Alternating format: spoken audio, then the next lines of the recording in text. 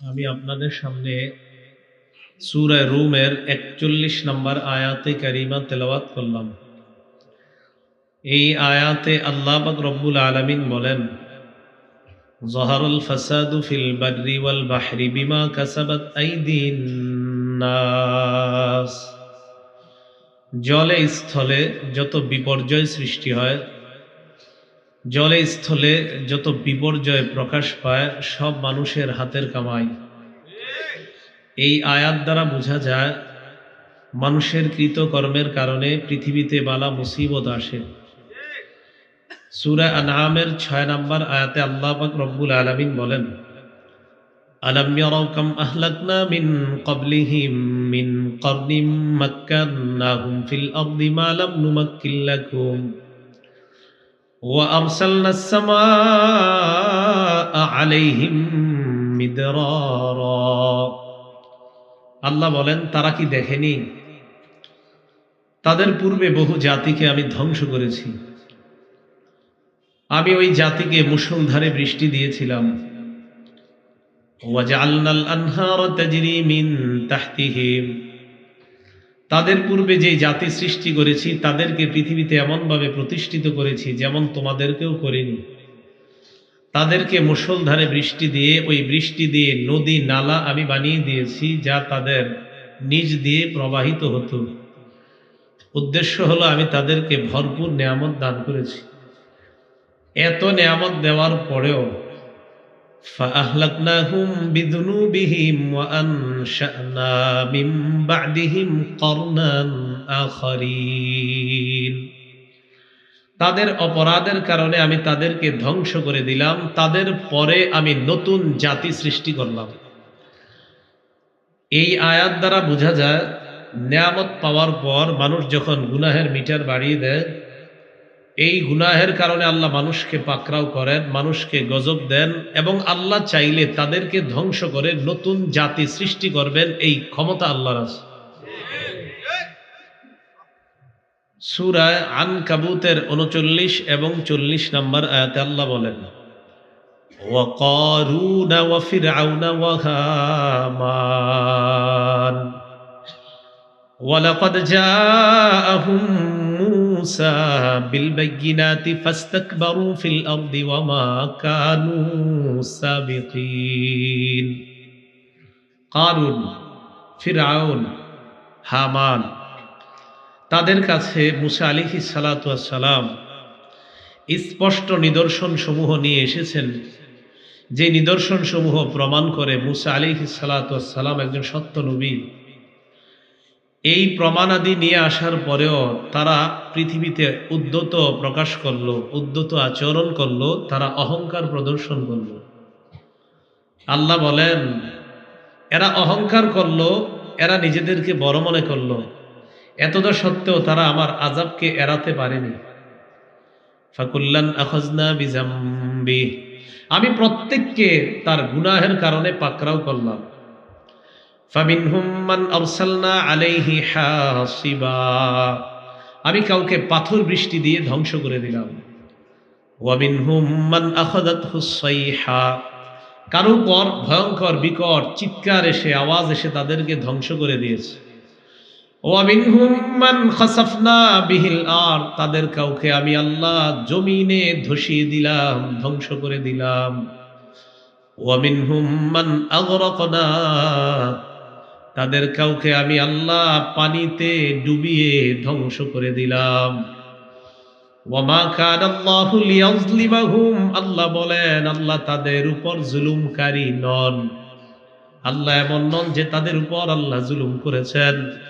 ওয়ালাকিন কানু আনফুসাহুম ইয়াযলিমুন, বরং তারা নিজেরাই নিজেদের উপর জুলুম করেছে।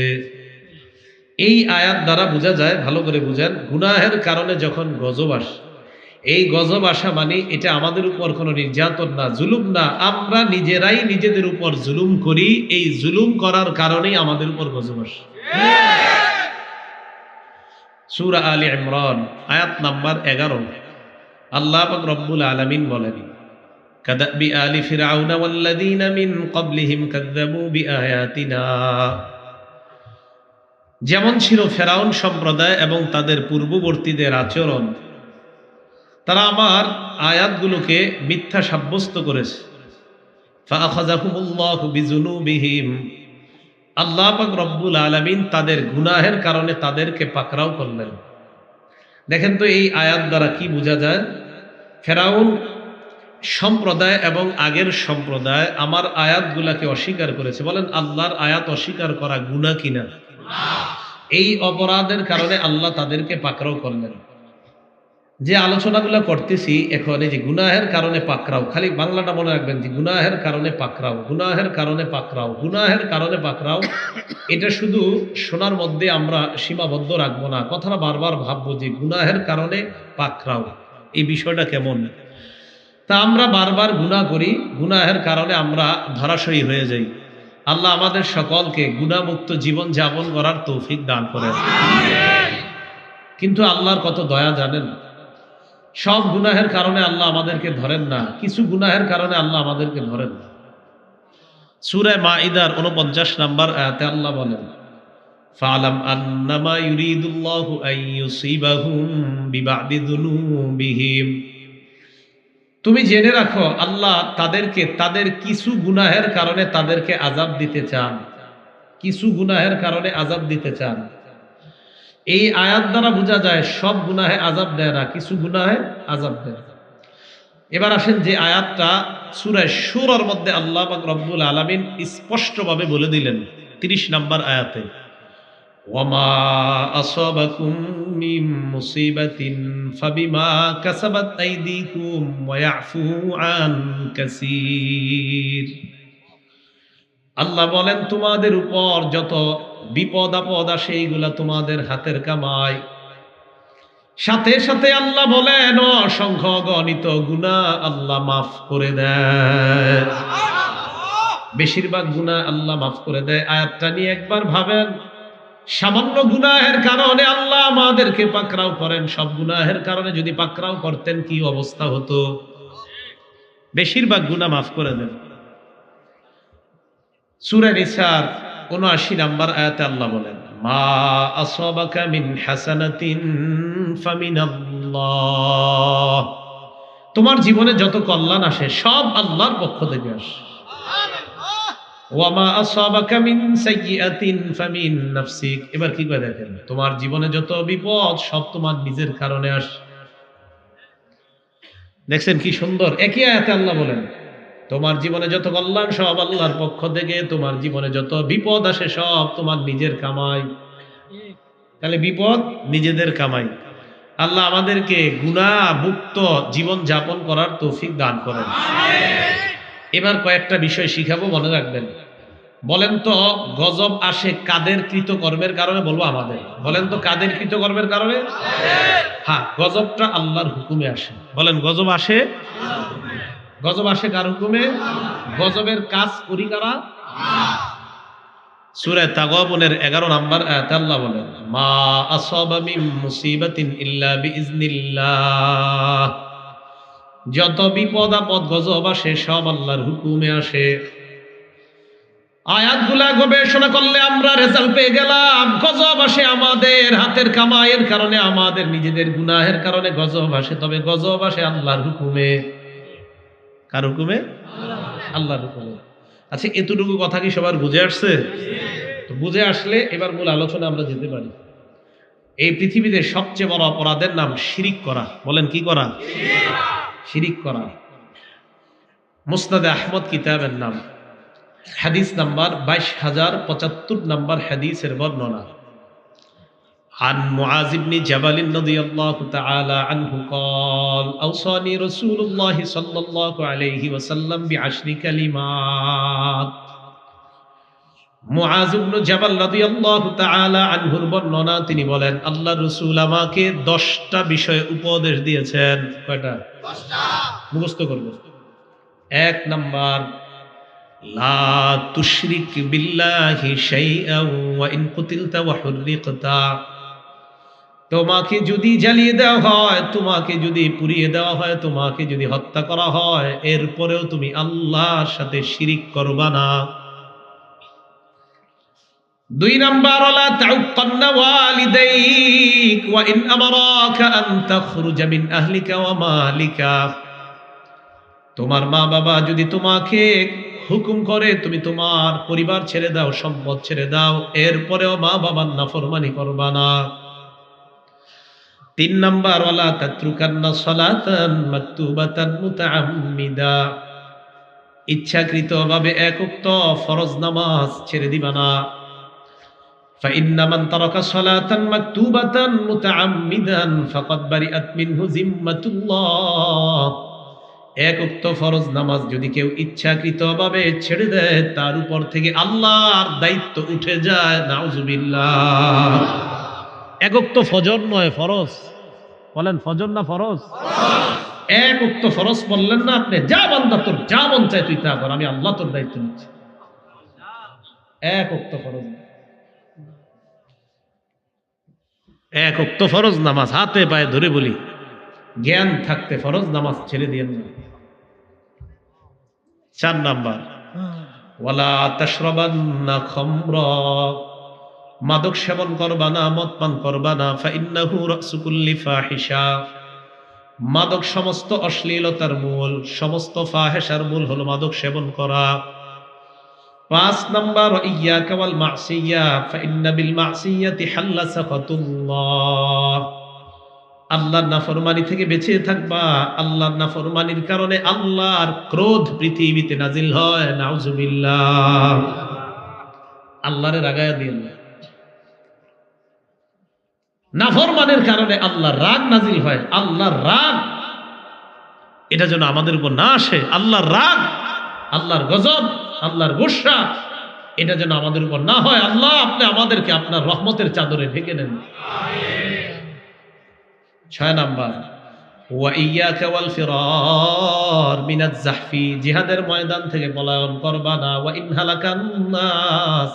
সবাই যদিও ধ্বংস হয়ে যায়, তুমি জিহাদের ময়দান থেকে পলায়ন করবা না। সাত নাম্বার, ইদা আসাবান নাস মুতান। কোন এলাকায় যদি মহামারী দেখা দেয়, ওয়া আনতা ফীহিম, তুমি যদি ওই মহামারী কবলিত এলাকায় থাকো, ফাসবুত, তুমি সেখানেই থাকবা। মহামারীর ভয়ে ওই এলাকা ছেড়ে বাহিরে যাবা না। কোন এলাকায় মহামারী দেখা দিলে তুমি সেখানেই থাকো, ওই এলাকা থেকে বাহিরে যাবে না। করোনার সময় সায়েন্টিস্টরা, আধুনিক বিজ্ঞান, বর্তমান বড় বড় সারা পৃথিবীর বড় বড় ডাক্তাররা বলে দিল লকডাউন দেওয়া হোক, এক এলাকার মানুষ যেন অন্য এলাকায় না যায়, মহামারী কবলিত রাষ্ট্রে যেন অন্য কোনো রাষ্ট্রের মানুষ প্রবেশ না করে, ওই মহামারী কবলিত রাষ্ট্রের মানুষ যেন অন্য কোথাও না যায়, আর অন্য কোনো মানুষ যেন মহামারী কবলিত রাষ্ট্রে প্রবেশ না করে। এই আইন বর্তমান বিজ্ঞান করে দিল এবং এই আইন আমরা পালন করলাম। আমরাও লকডাউনের মধ্যে নিজেদেরকে সীমাবদ্ধ রাখলাম। আমার নবী তো এই কথা 1500 বছর আগে বলে গিয়েছে। রাসূল সাল্লাল্লাহু আলাইহি সাল্লাম সবচেয়ে বড় বিজ্ঞানী। আমার নবী কত বছর আগে বলে গেছে, আর ওনারা এখন গবেষণা করে এটা জানাইছে। তাই সারা পৃথিবীর শ্রেষ্ঠ পুরস্কার অন্য ধর্মের মানুষও যদি দিতে চায়, আমার নবীকেই দেওয়া দরকার। এই আইন তো 1500। আমাদের কাছে তো নবীজির সম্মান জীবনের চেয়ে বেশি। আমরা বলছি যে অন্য ধর্মের মানুষও যদি গবেষণা করে, যে তারা এখন গবেষণা করলো, আমার হাবিব 1500 বছর আগে এই গবেষণা দুনিয়াতে দিয়ে গেছে। এই গেল 7, 8, 9, 10 একটু মনোযোগ দিয়ে শোনেন। পরিবারের অভিভাবক যারা আছেন আপনাদের জন্য খুবই গুরুত্বপূর্ণ 8, 9, 10। 8 নাম্বার, ওয়ানফিক আলা আহলিকা মিন তাওলিকা। সাধ্য অনুযায়ী তুমি তোমার পরিবারের উপর খরচ করবা, সামর্থ্য অনুযায়ী। 9 নাম্বার, ওয়ালা তারফা আনহুম আসাকা আদাবা। পরিবারের উপর থেকে শাসনের লাঠি উঠিয়ে নিবা না। আপনার বিবি আপনার ব্যাপারে যেন এই কথা বলে, আমার স্বামী দুনিয়ার শ্রেষ্ঠ স্বামী, আমার স্বামী আমার পৃথিবীর সমস্ত হালাল চাহিদাগুলা হালাল সাধ্যের মধ্যে পূরণ করার চেষ্টা করে, তবে আমার স্বামী আল্লাহর নাফরমানি করব, এক্ষেত্রে আমার স্বামী আমাকে চুল পরিমাণ ছাড় দিবে না। এটা যেন আপনার বিবির মধ্যে আপনার ব্যাপারে তার যেন এই অনুভূতি থাকে, এটাই শাসনের লাঠি। আপনার ছেলে মেয়ে তারা যেন এই কথা বলে, আমাদের বাবা পৃথিবীর সবচেয়ে ভালো বাবা, আমাদের বাবা হালাল স্বার্থের মধ্যে, হালাল সাধ্যের মধ্যে আমাদের হালাল চাহিদা পূরণ করার চেষ্টা করে। তবে আমরা যদি আল্লাহর নাফরমানি করতে যাই, আমাদের বাবা চুল পরিমাণও ছাড় দিবে না। আপনি এমন বাবা হতে হবে। এটা হলো শাসনের লাঠি। আপনার ছেলে মেয়েটা যেন ফজরের সময় এই চিন্তা রাখে যে ফজর নামাজ না পড়লে একদিক দিয়ে আব্বার প্রহার থেকে বাঁচা যাবে না, অন্য দিক দিয়ে আম্মার কাছ থেকে নাস্তাও পাওয়া যাবে না। এটা আপনার পরিবারের ছেলে মেয়েগুলা যেন আপনাদের ব্যাপারে এই মানসিকতা রাখে। তাহলে শাসনের লাঠিটা কি বুঝে আসছে সবার? এটা শাসনের লাঠি। 10 নাম্বার, ও আখিফুম ফিল্লাহি আজ্জা ওয়া জাল, পরিবারকে সদা সর্বদা আল্লাহর ভয় দেখাও।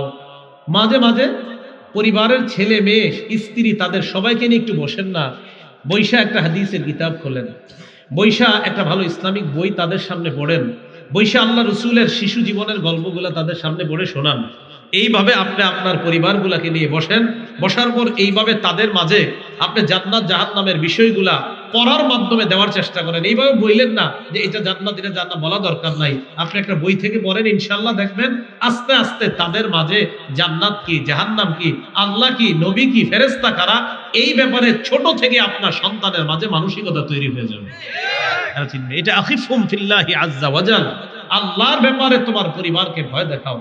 তাহলে বলেন তো এই উপদেশগুলা তখন সম্ভব হবে যদি আমাদের পরিবারটা ইসলামিক পরিবার বানানো যায়।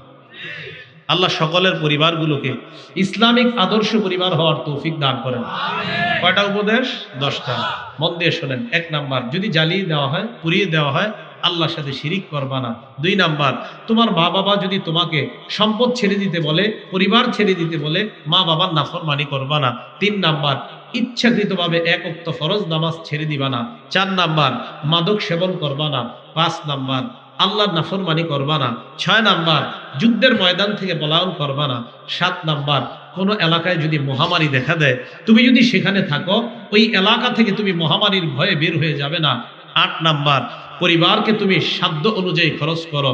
9 নাম্বার, পরিবারের উপর থেকে শাসনের লাঠিটা উঠিয়ে নিও না। 10 নাম্বার, পরিবারকে সদা সর্বদা আল্লাহর ভয় দেখাও। এই 10টা উপদেশ আল্লাহ আমাদের সকলকে মেনে চলার তৌফিক দান করুন। তাহলে বলেন তো দুনিয়ার সবচেয়ে বড় অপরাধ আল্লাহর সাথে কি করা? শিরিক করা। এবার আমরা শুনবো 7টা এমন অপরাধ যে অপরাধগুলা আমাদেরকে ধ্বংস করে দেয়। কয়টা অপরাধ? 7টা। সহিহ বুখারী হাদিস নাম্বার 2766 নাম্বার হাদিস। ক্বালা রাসূলুল্লাহ সাল্লাল্লাহু আলাইহি ওয়াসাল্লাম, নবীজি বলেন, ইজতানিবুস সাবআল মুবিকাত, 7টি ধ্বংসকারী অপরাধ থেকে তোমরা বেঁচে থাকবা। এমন 7টি অপরাধ যে অপরাধগুলা তোমাদেরকে ধ্বংস করে দেয়। 1 নাম্বার, শিরকু বিল্লাহ, আল্লাহর সাথে শিরিক করা। 1 নাম্বার, আল্লাহর সাথে শিরিক করা। To join others in worship along with Allah. ঠিক না? আল্লাহর সাথে শিরিক করা। শিরিক করা যাবে না, এটা দুনিয়া ধ্বংস করবে, আখিরাত ধ্বংস করবে। 2 নাম্বার, as-সিহরু, জাদু করা। জাদুর মাধ্যমে একটা মেয়ের বিয়ে বন্ধ করে দেয়, একটা পরিবারকে নষ্ট করে দেয়। এই জাতীয় মানুষ সমাজে আছে না নাই? 3 নাম্বার, ওয়াকাতুন নাফসিল্লাতী হারামাল্লাহু ইল্লা বিল হক, অন্যায়ভাবে কাউকে হত্যা করা। অন্যায়ভাবে একটা চড়ুই পাখিকে হত্যা করবেন না। কারে? করেন না, করেন না। গুলেল দিয়ে চড়ুই পাখি মারেন না আপনারা? এটা করেন না। এক বন্ধু আরেক বন্ধুরে কয়, দোস্ত আমার নিশানা কত সুন্দর দেখো। এটা বলে একটা গুলেল দিয়ে মারে, চড়ুই পাখিটা মারা যায়। নাসাই শরীফ 4446 নম্বর হাদিস। রাসূল সাল্লাল্লাহু আলাইহি সাল্লাম বলেন, মান কাতালা উসফুরান আবাসা, কোন ব্যক্তি যদি একটা চড়ুই পাখিকে অনর্থক হত্যা করে, আজ্জা ইলাল্লাহি ইয়াউমাল কিয়ামা, ওই চড়ুই পাখি তার বিরুদ্ধে কিয়ামতের ময়দানে আল্লাহর কাছে মামলা দায়ের করবে। চড়ুই পাখি বলবে, ইয়া রাব্বি ইন্না ফুলানান কাতালানি আবাসা, মাবুদ মোকে আমাকে অনর্থক হত্যা করেছে, ওয়ালাম ইয়াকতুলনি লিমান ফা, আমাকে কোনো উপকারের জন্য হত্যা করেনি, অনর্থক আমাকে হত্যা করেছে। নাউজুবিল্লাহ। তাহলে হত্যা করা এটা একটা ভয়ঙ্কর অপরাধ। এটা দুনিয়া নষ্ট হবে, আখিরাত বরবাদ হবে। 4 নাম্বার, ও আকলুর রিবা, সুদ খাওয়া। কি খাওয়া? 5 নাম্বার আকলু মালিল ইয়াতীম, এতিমের সম্পদ অন্যায়ভাবে ভক্ষণ করা। এতিমের সম্পদ অন্যায়ভাবে ভক্ষণ করা। চাচা মনে হয় এই অপরাধ দেখতেছে ওনার সামনে। হ্যাঁ, আল্লাহ বলেন ইন্নাল্লাযীনা ইয়াকুলুনা আমওয়ালাল ইয়াতামা যুলমা ইন্নামা ইয়াকুলুনা ফি বুতুনিহিম নারা। যারা এতিমের সম্পদ অন্যায়ভাবে ভক্ষণ করে তারা পেটের মধ্যে আগুন ঢুকায়। ওয়া সায়াসলাউনা সাঈরা, এরা প্রজ্বলিত আগুনের মধ্যে প্রবেশ করবে। নাউযুবিল্লাহ। এতিমের সম্পদ ভক্ষণ করেন না।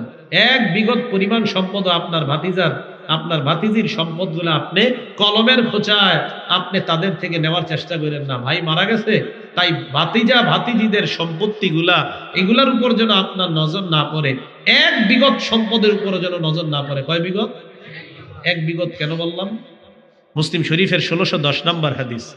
ক্বালা রাসূলুল্লাহ সাল্লাল্লাহু আলাইহি ওয়াসাল্লাম, নবীজি বলেন, মানি কাতাআ শিবরাম মিনাল আরদি যুলমা, কোন ব্যক্তি যদি কারো এক বিগত পরিমাণ জমি অন্যায়ভাবে দখল করে। কয় বিগত? তাওয়াকাহুল্লাহু ইয়ামাতি মিন সাবঈ আরদিন, কিয়ামতের ময়দানে তার গলায় আল্লাহ 7 স্তরের জমিন ঝুলাইয়া দিবে। কয় স্তর? কয় বিগত জমিনের কারণে? সাবধান, এতিমের সম্পদ ভক্ষণ করেন না। আল্লাহ হেফাজত করেন। তাহলে কি বুলেটটা নেওয়া যাবে? কারোটা না। ঠিক আছে, কয়টা অপরাধ আমাদেরকে ধ্বংস করে? 7টা। 5 নাম্বার ও আকলু মালিল ইয়াতীম, এতিমের সম্পদ অন্যায়ভাবে ভক্ষণ করা। 6 নাম্বার ওয়াত্তাওয়াল্লি ইয়াউমাজ যাহফি, জিহাদের ময়দান থেকে পলায়ন করা। 7 নাম্বার ওয়া কাযফুল মুহসানাতিল মুমিনাতিল গাফিলাত, সতী সাদী মুমিন নারীর উপর মিথ্যা অপবাদ দেওয়া। এই 7টার মধ্যে একটা অপরাধ যেটা আমাদের সমাজের মধ্যে একদম অপরিচিত। এই অপরাধটার ব্যাপারে আমাদের পরিচিত হওয়া দরকার, যেহেতু অপরিচিত, ঠিক না?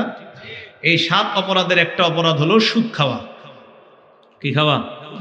এটা আমাদের সমাজে একদম অপরিচিত। কি বলেন আপনারা? নদীর, এই মেঘনা নদীর পাড়ের মানুষ আপনারা সুদ চিনেন? কি বলেন? না চিনে? সুদের ব্যাপারে একটু বলি। 13টা কথা। কয়টা? সুদের ব্যাপারে 13টা কথা মনে রাখতে পারবেন? 1 নাম্বার, যারা সুদ খায় তারা আল্লাহ আল্লাহ রাসূলের বিরুদ্ধে যুদ্ধের ঘোষণা দেয়। সূরা বাকারা 278-279 নাম্বার আয়াতে আল্লাহ বলেন, ইয়া আইয়ুহাল্লাযীনা আমানুত্তাকুল্লাহা ওয়া যারু মা বাকিয়া মিনার রিবা ইন কুনতুম মুমিনিন।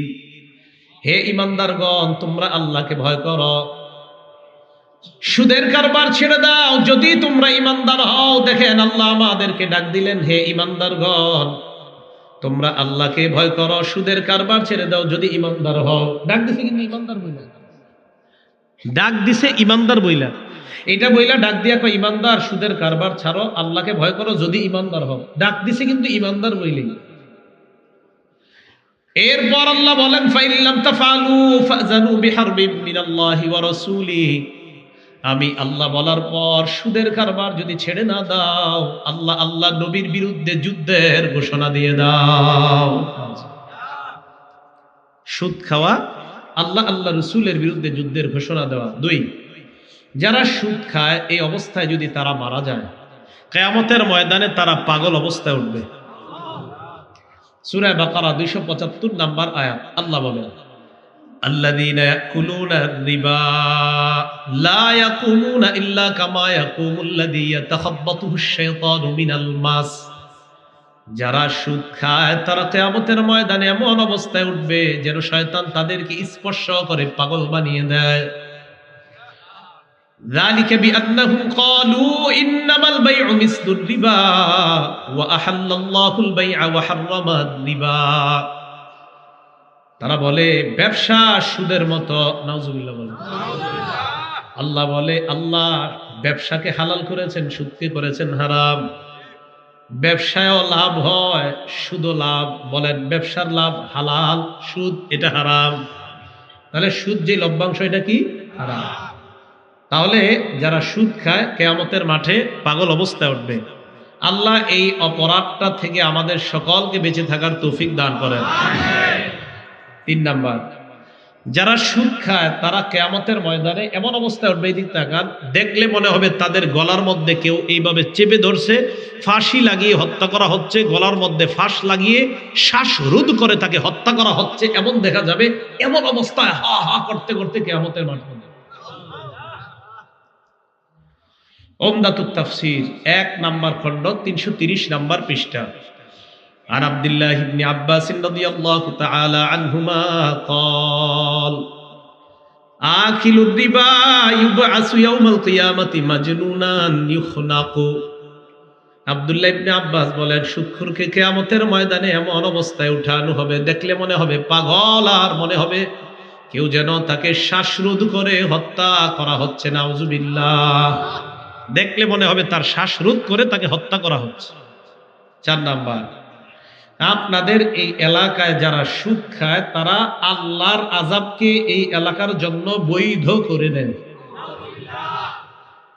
সাহেবনগর এলাকায় যারা সুদ খায় তারা আল্লাহর গজবকে এলাকার জন্য বৈধ করে দেয়। আল্লাহ দিতে চায় না, সুদখোররা গজবকে ত্বরান্বিত করে টেনে নিয়ে আসে। আত-তারগীব ওয়াত তারহিব কিতাবের নাম, 3 নাম্বার খণ্ড 69 নাম্বার পৃষ্ঠা। আন আব্দুল্লাহ ইবনে আব্বাস রাদিয়াল্লাহু তাআলা আনহুমা قال قال رسول الله صلى الله عليه وسلم।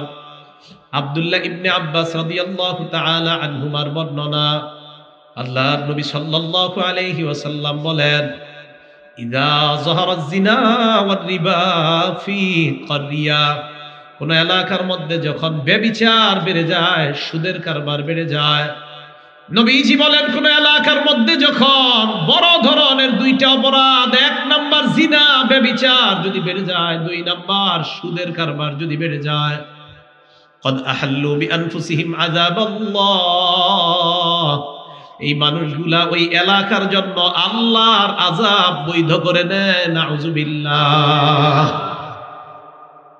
এটা 4 নাম্বার। 5 নাম্বার, যারা সুদ খায় তারা ওই এলাকার মধ্যে দুর্ভিক্ষ টেনে আনে। দুর্ভিক্ষ, সুদের কারণে দেশে দুর্ভিক্ষ লাগে। দলিল মুসনাদে আহমদ কিতাবের নাম, হাদিস নাম্বার 17822 নাম্বার হাদিস।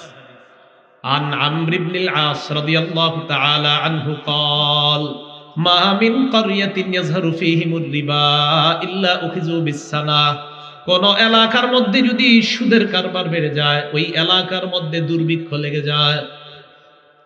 ওমা মিন কওমিন ইয়াযহারু ফীহিমুর রিশা, কোন এলাকার মধ্যে যদি ঘুষের কারবার বেড়ে যায়, ইল্লা উখিযু বির-রুবি, ওই এলাকার পুরুষগুলা কাপুরুষ হয়ে যায়। পুরুষরা কি হয়? কাপুরুষ। আর সুদ খাইলে ওই এলাকায় দুর্ভিক্ষ লাগে। এগুলো 5।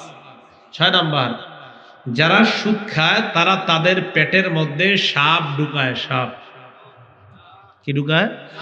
সাপ। ইবনে মাজাহ হাদিসের কিতাব, হাদিস নাম্বার 2273 2273 2273। عن أبي هريرة رضي الله تعالى عنه قال قال رسول الله صلى الله عليه وسلم। আবু হুরায়রা রাদিয়াল্লাহু তাআলা আনহুর বর্ণনা, আল্লাহ রাসূল সাল্লাল্লাহু আলাইহি ওয়াসাল্লাম বলেন, আতাইতু লাইলাতান উসরিয়া বি আলা কওমিন, নবীজি বলেন মেরাজের রাত্রে আমি এমন এক মানুষের পাশ দিয়ে অতিক্রম করলাম, তাদের দিকে তাকাইলাম, তাকায় দেখলাম বুতুনহুম কাল বুয়ুত, তাদের পেটগুলা বিশাল বড় বাড়ির মতো। পেট কিসের মতো?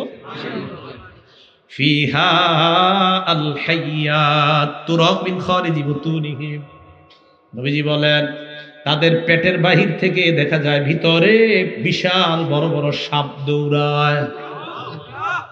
পেট দেখলাম বাড়ির মতো, তুরাক মিন খারিজি বুতুনিহিম ফিহা আল হাইয়াত, পেটের মধ্যে বড় বড় সাপ দৌড়ায়, বাহির থেকে দেখা যায়। আমি নবী দেখলাম। আমি প্রশ্ন করলাম, মানহা উলা ইয়া জিবরিল, জিবরিল আরা কারা? জিবরিল আমিন জবাব দেয়, হা উলাই আকালাতুর রিবা, হুজুর এরা হলো সুদখোরের দল। নাউজুবিল্লাহ। মা বোনরা ওয়াজ শুনতেছে? মা বোনরা, আপনি আপনার স্বামীকে আজকে বলবেন, স্বামী আমার, তুমি হালাল টাকায় আমাকে পারলে কাপড় দিবা, হালাল টাকায় আমাকে খাদ্য দিবা, হালাল টাকায় আমার ভরণ পোষণ দিবা, আমার পিছনে তুমি চারানা হারাম টাকা খরচ করবা না। এটা মা বোনরা তার স্বামীকে বলে দিবেন। এখানে যারা ছেলে মেয়ে আছেন, মেয়েরা আছে, মেয়েদের প্যান্ডেলে ছেলেরা যারা আছেন, আমার সমবয়স্ক ভাইয়েরা আছেন, বেশিরভাগই আমার বয়স সমবয়স্ক আছেন অনেকে, আপনাদের হাতে পায়ে ধরে বলি, আপনি আপনার বাবাকে বলেন, আব্বা বছরে আমাকে 12টা প্যান্ট শার্ট দেওয়া দরকার নাই, হালাল টাকায় যদি পারেন একটা প্যান্ট, একটা শার্ট, একটা গেঞ্জি, একটা পাঞ্জাবি দিয়ে আব্বা, হারাম টাকায় আপনি অনেকগুলো আমাকে দিতে হবে না। মেয়েরা যারা আছেন বাবাকে বলেন, আব্বা আমার পিছনে আপনি পারেন হালাল টাকা যা পারেন দেন, হারাম একটা টাকাও খরচ করেন না।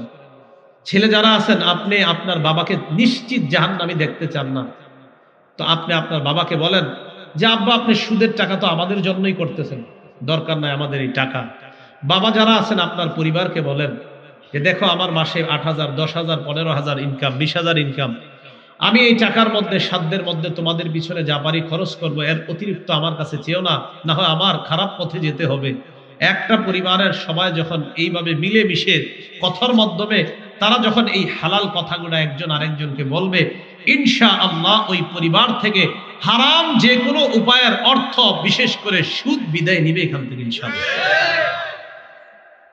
তাহলে কি বলেন, এটা করা যায় না ইনশাআল্লাহ? সুদ খায়ের না। 7 নাম্বার,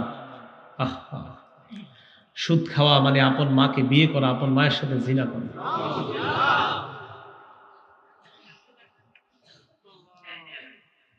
ইবনে মাজাহ 2274 নাম্বার হাদিস এবং 2275, এই হাদিসের মধ্যে আসছে আর-রিবা সাবউনা হুবা, সুদের 70টি গুনাহের শাখা। সুদ তো বড় অপরাধ, এর মধ্যে এই সুদের গুনাহের শাখা 70টা। আইসারুহা আইয়ান কিহার রাজুল উম্মা, সবচাইতে নিম্ন শাখা হলো আপন মাকে বিয়ে করা, ব্যভিচার করা। 8 নাম্বার, সুদ ধ্বংসকারী অপরাধ। বুখারীর 2766 নাম্বার যে হাদিসটা বললাম, এই হাদিসে আছে 7টা জিনিস ধ্বংস করে দেয়, এর মধ্যে একটা আকলুর রিবা, সুদ খাওয়া, এটা হলো 8 নাম্বার।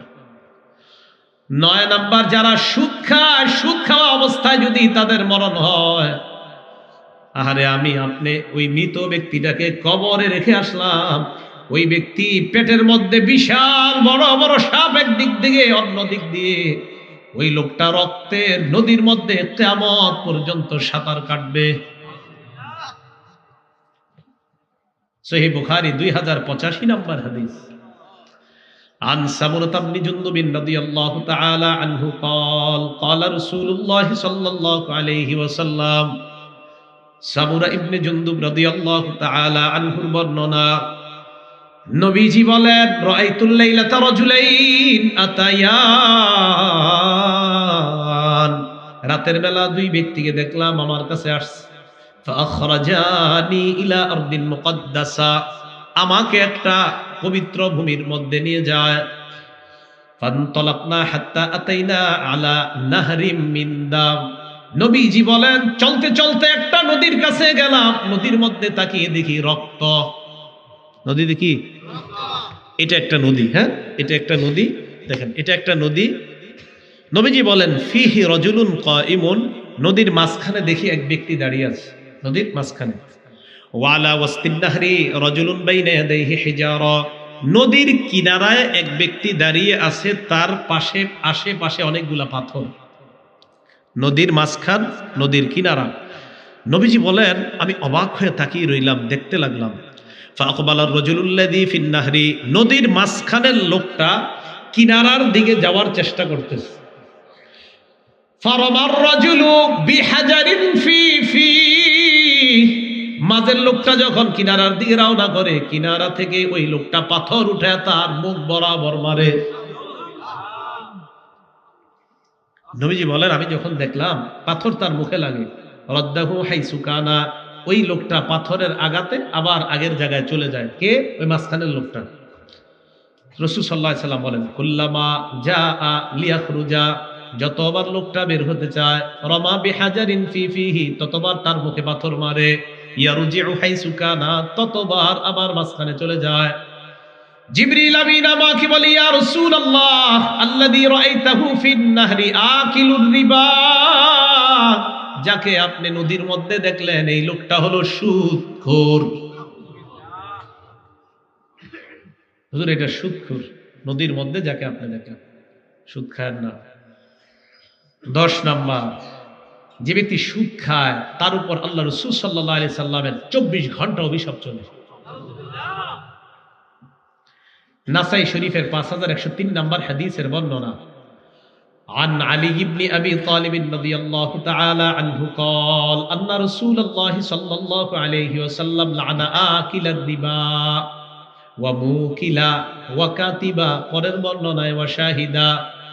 আলী রাদিয়াল্লাহু তাআলা আনহু বলেন, আল্লাহ নবী সুদখোরকে অভিশাপ দেয়, সুদদাতাকে অভিশাপ দেয়, সুদের লেখককে অভিশাপ দেয়, সুদের সাক্ষী দাতাকে অভিশাপ দেয়। সুদ খাওয়া যাবে না, সুদ দেওয়া যাবে না, সুদের কারবার লেখা যাবে না। সুদের কারবার হয় যেখানে, এই জাতীয় কাজে আপনি চাকরি নিয়েন না। সুদের সাক্ষী দেওয়া যাবে না। আল্লাহ আমাদের সকলকে নবীর অভিশাপ থেকে বাঁচার তৌফিক দান করেন। 11 নাম্বার, সামান্য 1 দিরহাম পরিমাণ সুদ খাওয়া 36 বার ব্যভিচারের চাইতে বড় অপরাধ করা। মুসনাদ আহমদ কিতাবের নাম, হাদিস নাম্বার 22007 নাম্বার হাদিসের বর্ণনা।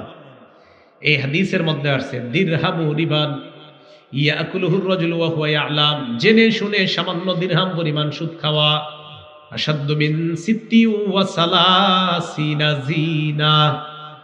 সামান্য পরিমাণ সুদ যদি কেউ জেনে শুনে খায়, ওই ব্যক্তি 36 বার ব্যভিচারের চাইতে বড় অপরাধ করলো।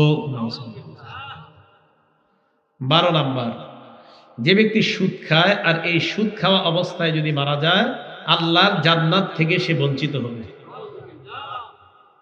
আব্বারা, বাবারা, চাচারা, ভাইয়েরা, সমবয়স্করা, বন্ধুরা, সুদ খায় না, আল্লাহর হস্তে সুদ খায় না। আপনি যদি মঞ্চে আসেন, এখন উলামায়ে কেরাম সাক্ষী, হযরত সাক্ষী আছে, আল্লাহর কসম, মঞ্চে এসে যদি বলেন যে আমার পায়ে ধরে বলেন আমি আর সুদ খাবো না, তা আমি আপনার পায়ে ধরবো, একদম সবার সামনে পায়ে ধরবো, কসম খাইতেছি, আমি আপনার পায়ে ধরে বলবো আপনি সুদ খায় না। এটা আপনার পুরো পরিবারটাকে নষ্ট করে দিচ্ছে। সত্যি আপনার পুরো পরিবারটাকে নষ্ট করে দিচ্ছে। লা ইয়াদখুলুল জান্নাতা জাসাদুন গুযিয়া বিল হারাম, ওই শরীর জান্নাতে যাবে না যে শরীর হারাম টাকায় লালিত পালিত হচ্ছে। আপনি তো আপনার সন্তানের জন্য এটা করছেন। তো বলছিলাম 12 নাম্বার, যে সুদ খায় ওই অবস্থায় যদি মারা যায়, আল্লাহর জান্নাত থেকে বঞ্চিত হবে। আল মুস্তাদরাক লিল হাকিম কিতাবের নাম, এই কিতাবের 2260 নাম্বার হাদিস, 2260। আরবাউন হাক্কুন আলাল্লাহি আল্লা ইউদখিলাহুল জান্নাহ, 4 ব্যক্তিকে জান্নাত না দেওয়া আল্লাহর হক। কয়জনকে? 1 নাম্বার, মুদমিনুল খামরি, যে মদ পান করে ওই অবস্থায় যদি মারা যায়, তাকে জান্নাত না দেওয়া আল্লাহর হক। 2 নাম্বার, ওয়া আকিলুর রিবা, সুদখোরকে জান্নাত না দেওয়া আল্লাহর হক। 3 নাম্বার, ওয়া আকিলু মালিল ইয়াতীম, এতিমের সম্পদ অন্যায়ভাবে ভক্ষণকারীকে জান্নাত না দেওয়া আল্লাহর হক। 4 নাম্বার, ওয়াল আকুলি ওয়ালিদাই, পিতা মাতার নাফরমান সন্তান, এই সন্তানকে জান্নাত না দেওয়াই আল্লাহর হক। বলেন কয়জনকে জান্নাত না দেওয়া আল্লাহর হক? মদ পানকারী, সুদখোর, এতিমের সম্পদ অন্যায়ভাবে ভক্ষণকারী, পিতা মাতার নাফরমান সন্তান। আল্লাহ আমাদের সকলকে এই 4টা অপরাধ থেকে বেঁচে থাকার তৌফিক দান করেন। 13 নাম্বার, 13 নাম্বারটা সবাই একটু মন দিয়ে শুনেন, দেখেন কি কয় নবী। আবু দাউদ শরীফের 3331 নাম্বার হাদিস, মানে 3331, 3টা 3 একটা 1, কত হয়? 3331, 3331, ঠিক না? এটা মনে রাখার জন্য আর কি, যাতে সবাই একজন আরেকজনকে শোনাইতে পারেন। এটা ক্বালা রাসূলুল্লাহ সাল্লাল্লাহু আলাইহি ওয়াসাল্লাম, নবীজি বলেন, লা ইয়াতিয়াবনা আলা উম্মতি জামান, নবীজি বলেন এমন একটা সময় আসবে, লা ইয়াতিয়াবনা আলান নাসি জামান, এমন একটা সময় আসবে, লা ইয়াবকা আহাদুন ইল্লা আকালার রিবা, যেই জামানায় কেউ বাকি থাকবে না, সবাই সুদ খাবে। মানে কি? ওয়া ইল্লাম ইয়াকুলহু আসাবাহু মিন বুখারিহি, সবাই যদিও সুদ না খায়, সুদের ধোঁয়া সবার গায়ে লাগবে। ওনারা, আমি চা খাওয়াইতে নিয়ে গেলাম এক দোকানে, তো আমি ওনার সুদের টাকা চা খাওয়াই দিচ্ছি, বেচারা তো জানে না, ওনার গুনাহ হবে না, কিন্তু আমি চাকাওয়ায় দিছি সুদের টাকায়। এই যে উনি সুদ খায় নাই, সুদের ধোঁয়া ভিতরে ঢুকাই দিচ্ছে, উনি তো জানে না। এই জন্য তো আমরা এবাদতে মজা পাই না, কারণ আপনারাও অনেক ভালো মানুষদেরকে অজান্তে সুদের টাকায় তাকে খাওয়াই দিচ্ছেন, ওই বেচারা জানে না, ওই বেচারার এবাদত আগামী 7 দিন মজা পাবে, কারণ আমরা তো জানি না। এই জন্য অজান্তে আপনাকে সুদ আপনার ভিতরে সুদের ধোঁয়া ঢুকিয়ে দিচ্ছে, এটা আপনি জানি না। আল্লাহ আমাদের সকলকে সুদ নামক অপরাধ থেকে পুরো সমাজটাকে বেঁচে থাকার তৌফিক দান করেন। চেয়ারম্যান, মেম্বার এবং এলাকার ছোট বড়, সাদা দাড়িওয়ালা, কালো দাড়িওয়ালা, সবাই মিলেমিশে যেন সুদ মুক্ত একটা সমাজ আমরা সবাই গড়তে পারি, আল্লাহ তৌফিক দান করেন। 5 পরীক্ষায় আমাদের উপর বিভিন্ন গজব আসবে। বলেন পরীক্ষা কয়টা? গজব বিভিন্ন। বলেন পরীক্ষা কয়টা? গজব বিভিন্ন। ইবনে মাজা কিতাবের নাম, হাদিস নাম্বার 4019 নাম্বার হাদিস। আমি পরীক্ষাগুলা বলবো, আপনারা বলবেন নবীজি বলছে যদি পরীক্ষাগুলা হয়। কারণ আপনারা বললেন পরীক্ষাগুলা কি হবে না হয়ে গেছে, আগে শোনেন। আব্দুল্লাহ ইবনে ওমর রাদিয়াল্লাহু তাআলা আনহুমার বর্ণনা, তিনি বলেন আকবালা আলাইনা রাসূলুল্লাহ সাল্লাল্লাহু আলাইহি ওয়াসাল্লাম। আব্দুল্লাহ ইবনে ওমর রাদিয়াল্লাহু তাআলা আনহুমা বলেন আল্লাহর রাসূল আমাদের দিকে আগমন করলেন। আগমন করার পর আমাদেরকে বললেন খামসুন ইদাব তুলিতুম বিহিন্না ওয়া আউযু বিল্লাহি আন তুদরিকুহুন্না। 5টি পরীক্ষা দ্বারা তোমাদেরকে পরীক্ষা করা হবে। আমি নবী আল্লাহর কাছে পানাহ চাই তোমরা যেন পরীক্ষার মধ্যে না পড়ো। পানাহ চাইছি, কিন্তু আমাদের ভাগ্য খারাপ, পড়ে গেছি আমরা। 1 নাম্বার পরীক্ষাটা শোনেন, দেখেন পড়ছেন কিনা। লাম তাজহারিল ফাহিশাতু ফি কওমিন কাত্তু হাত্তা ইউলিনু বিহা। কোন এলাকার মধ্যে যদি অশ্লীলতা প্রকাশ্যে ছড়িয়ে পড়বে না পড়ছে, তাহলে পরীক্ষা পড়ে গেছে। তাহলে এই পরীক্ষার গজব কি দেখেন, ইল্লা ফাশা ফীহিমুত তাউন, ওই এলাকার মধ্যে আল্লাহ মহামারী দিয়ে দিবে, তাদের মাঝে মহামারী দেখা দিবে যে এলাকায় অশ্লীলতা ছড়িয়ে পড়বে। আর কি হবে, ওয়াল আউজাউল্লাতী লাম তাকুন মাযাত ফি আসলাফিহিমুল্লাযীনা মাযাও, এবং তাদের মাঝে এমন এমন রোগ বিমারি দেখা দিবে যে রোগ বিমারি আগের জাতির মধ্যে দেখা দেয় নাই। Omicron, corona, dengue, pneumonia, chikungunya, এগুলার নাম কয়জনে শুনছে আগে? ওই যে অশ্লীলতা ছড়িয়ে পড়লে এমন রোগ আসবে যেগুলো আগের জাতি শোনে নাই। তো এইগুলো পরীক্ষা নাম্বার 1, গজবগুলোও জানলাম। পরীক্ষা নাম্বার 2, দ্বিতীয় পরীক্ষাটা সম্ভবত আমাদের দেশে নাই, বাকি আপনারা যদি কোথাও দেখে থাকেন আমাকে বলবেন। এবার পরীক্ষাটা বলি। দ্বিতীয়, ওয়ালাম ইয়ানকুসুল মিকিয়ালা ওয়াল মিজান, যে দেশের মধ্যে ওজনে কম দিবে।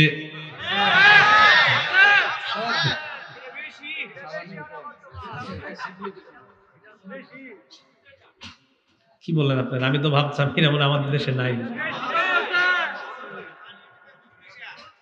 ওয়ালাম ইয়ানকুসুল মিকিয়ালা ওয়াল মিজান, যে দেশের মধ্যে ওজনে কম দিবে ওই দেশের মধ্যে গজব আসবে 3টা। গজব কয়টা? 3টা।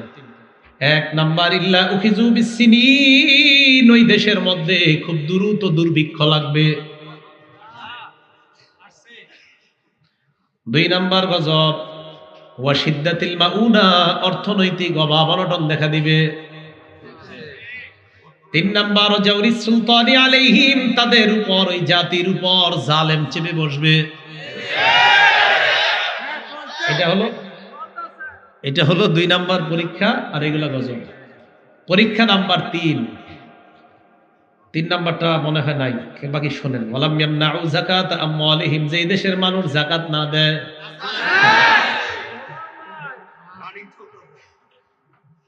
ইল্লা মুনিউল খাতরা মিনাস সামা, ওই দেশের মধ্যে রহমতের বৃষ্টি বন্ধ করে দেওয়া হয়।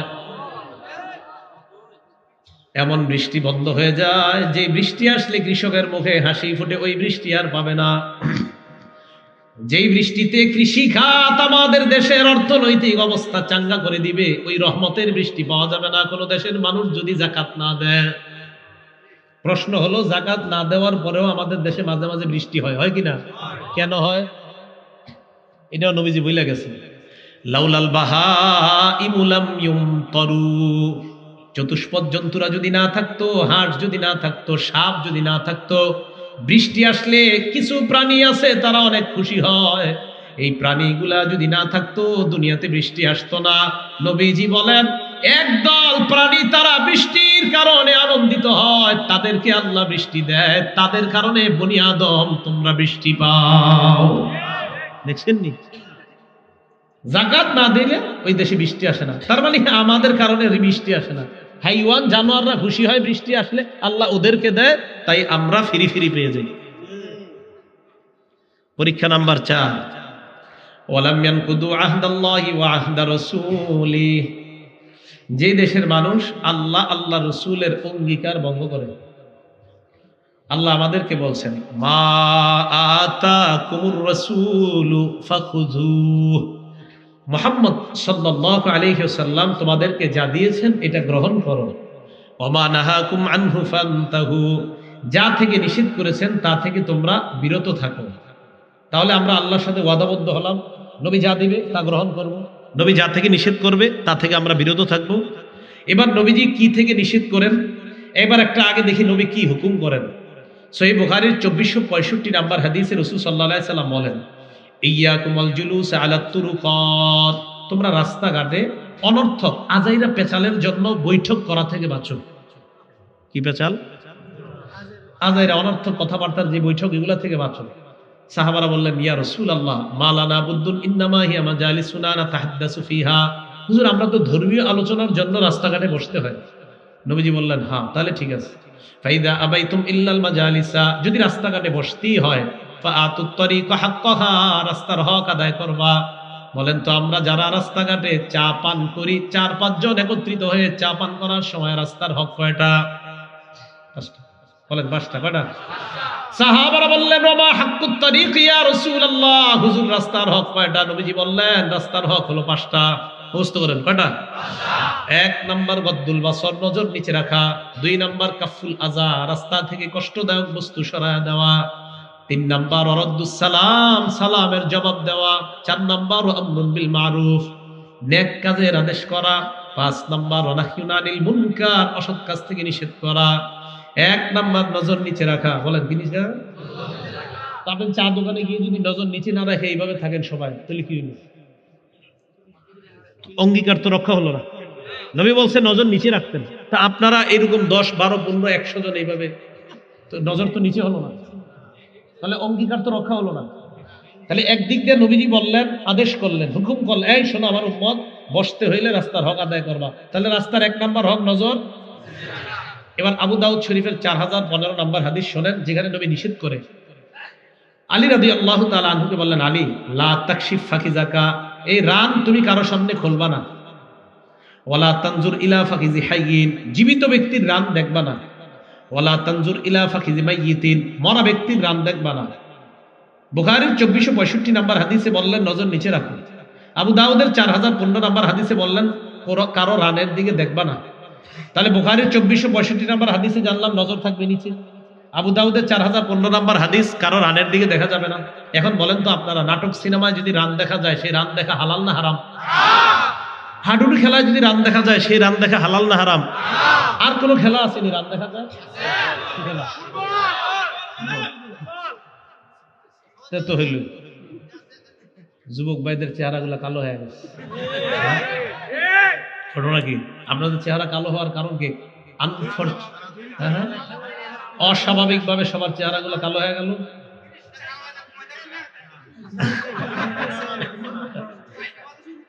আল্লাহ হেফাজত করেন। দোয়া করি আমরা, ওরা ফিরে আসবে ইনশাল্লাহ।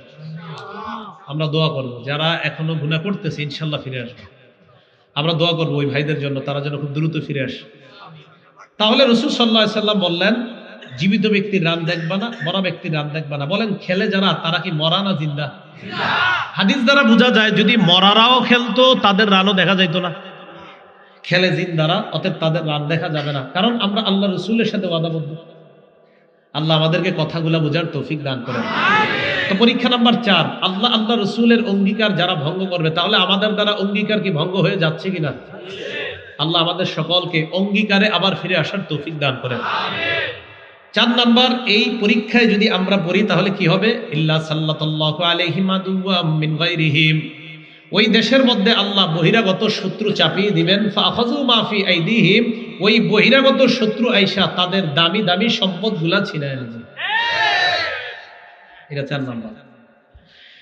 5 নাম্বার, আলাম তাহকুম আইম্মাতুহুম বিকিতাবিল্লাহ ওয়া ইয়াতাখায়্যারু মিম্মা আনজালাল্লাহ।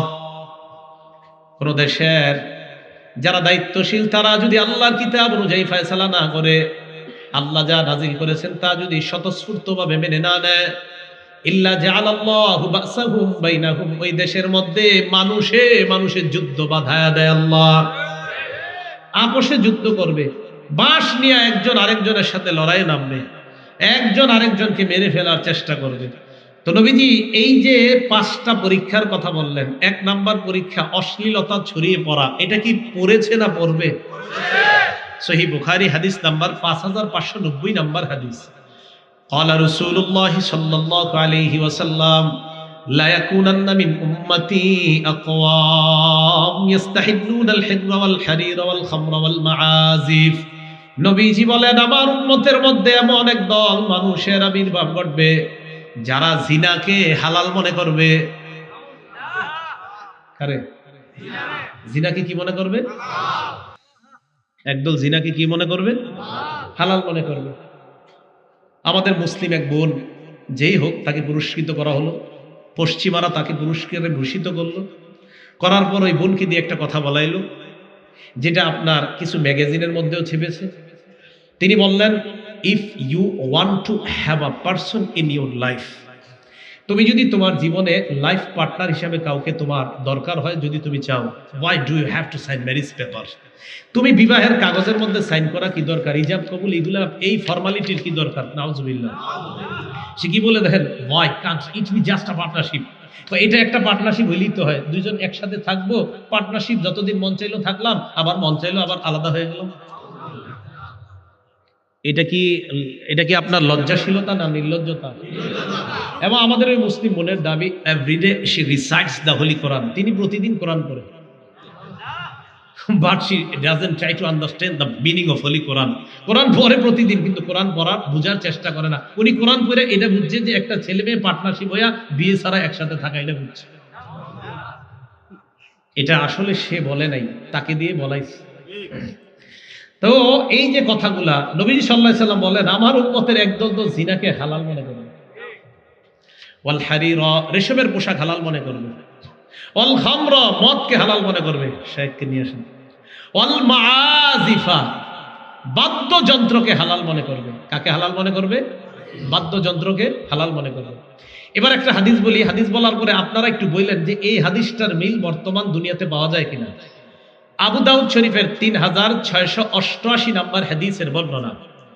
ক্বালা রাসূলুল্লাহ সাল্লাল্লাহু আলাইহি ওয়াসাল্লাম, নবীজি বলেন, লা ইয়াশরাবান্না নাসুম মিন উম্মতি আল খামরা, আমার উম্মতের একদল মানুষ মদ পান করবে, ইউসাম্মুনাহা বিগাইরি ইসমিহা, মদের নাম অন্যান্য নাম দিয়ে তারা মাদক সেবন করবে, নেশা নিবে, নাম দিবে অন্য, ইয়াবা, গাজা, বাবা, বিভিন্ন নাম, মাদক সেবন করবে।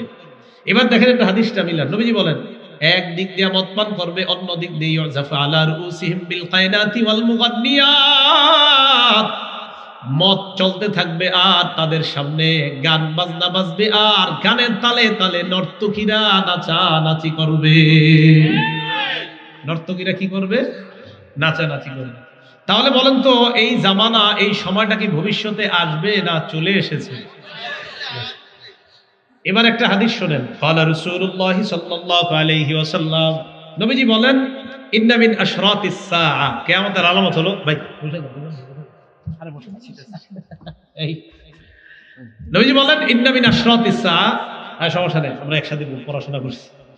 কিয়ামতের আলামত হলো আইয়ুর ফাআল ইলম, ইলম উঠে যাওয়া, ওয়ায়াসবুতাল জাহলু, মূর্খতা প্রতিষ্ঠিত হওয়া, ওয়ায়াজহারাজ জিনা, জিনা ব্যভিচার, এটা প্রকাশ হয়ে যাবে, একদম প্রকাশ্যে জিনা ব্যভিচার হবে। নবী বলছে হবে, এটা কি হবে না চলছে? রাসূল সাল্লাল্লাহু আলাইহি সাল্লাম বললেন, এই 5 পরীক্ষার মধ্যে যখন তোমরা পড়বা, এর মধ্যে সবচেয়ে ভয়ঙ্কর একটা জিনিস জানলাম, দুর্ভিক্ষের অপেক্ষা। তাহলে আমাদের দেশে একটা স্লোগান উঠেছে যে দুর্ভিক্ষ আসতে পারে। আজকে আমরা দুর্ভিক্ষ আসার 2টা অপরাধ জানলাম, এক সুদ খাওয়া, আরেকটা হলো আপনার ওজনে কম দেওয়া। তাই এই বিষয়টার দিকে উলামায়ে কেরাম সহ আমাদের দেশের প্রধান যারা আছে তার সবার এই বিষয়টা নজর দেওয়া দরকার যে সুদের ভয়াবহতা যদি বেড়ে যায় আর ওজনে কম মাপে কম দেওয়া এগুলো যখন বেড়ে যাবে তখন দেশে দুর্ভিক্ষ লাগবে।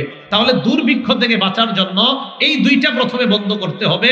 এক হলো ওজনে কম দেওয়া যাবে না, 2 নাম্বার সুদ খাওয়া যাবে না।